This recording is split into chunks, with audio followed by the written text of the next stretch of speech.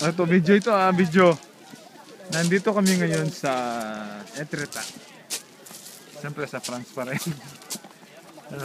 Today is July 14. Independence Day ng France. Dito namin sineselebrate. Galing na kami sa ibang lugar. Ito yung last destination namin. Beach. Ayun. Isa sa pinaka kilalang tourist spot dito sa France. Etretat. Kasi meron siyang mga art. So yun.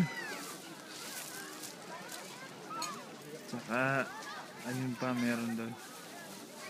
Ang ganda. Super. Pwede pong umakyat doon sa taas. Titignan namin mamaya kung meron pa kami oras. Kasi mga 3 hours lang yung stay namin dito. Tapos back to Paris kami. Pero maganda. Super. Ayan. Kararating pa lang namin. Kaya ipapahinga mamaya. Beach. Ligo kami dito. Okay. Mamaya ulit.